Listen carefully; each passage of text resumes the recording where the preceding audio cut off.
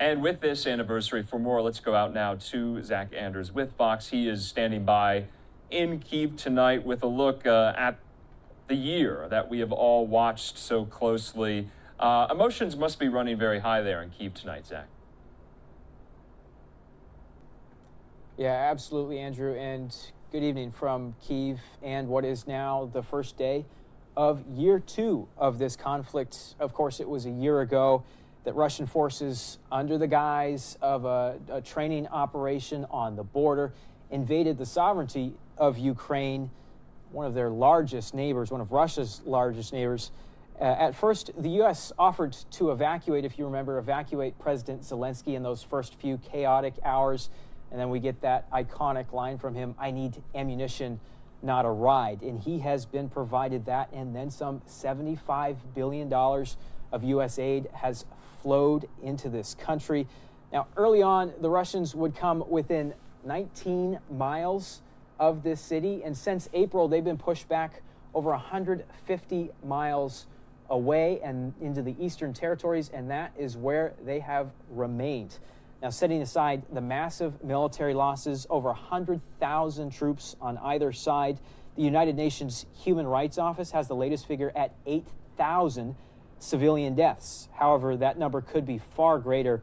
And this war has also created a UN estimated 8 million refugees. This conflict has upended energy markets, threatened food supplies for Africa and Europe, and turned a supposed military superpower into an isolated pariah state. So tonight, the city you see behind me celebrates, in a sense, if only for the fact that all through this conflict, the end result here is that through the chaos and the pain of this 21st century war, the yellow and blue flag still flies proudly over this nation.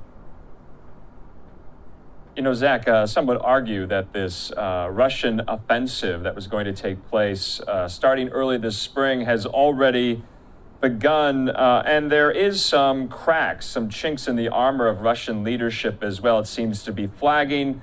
Confidence in Putin seems to be at a low. What's going on from Moscow's perspective? Sure. Well, there's certainly a lot of concern about what exactly is happening. We're seeing a lot of articles about low troop morale. We're actually seeing a lot of articles about who are these troops. They're seeming to be mercenaries, prisoners, folks that don't necessarily want to be fighting. A lot of concern necessarily about the status and the health of who exactly is involved in the Russian forces. But then you see today what the Ukrainians feel of this situation. They're holding open-air ceremonies to mark the first year anniversary of this conflict with some of their top military leaders out here in the open in Kyiv. That's not something you would have imagined a year ago, but a year on, they are confident in the abilities of their military and of their defenses, that they don't need to be concerned now at this distance of Russian forces.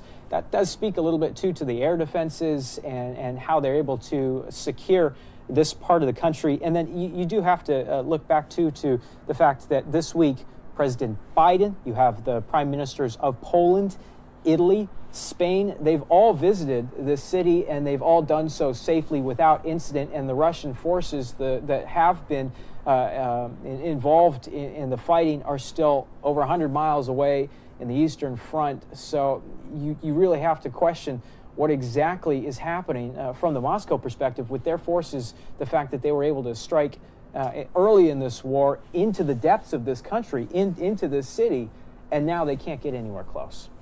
Yeah, Zach, just lastly, I'm curious, I'm not sure how long you've been on the ground there, but presumably you've spoken to residents there in Kyiv, everyday Ukrainians. Are they hopeful this war will end soon? And if not, can they go on for an indefinite period of time? Yeah, that's the question, isn't it? How long can they tolerate this conflict at their doorsteps?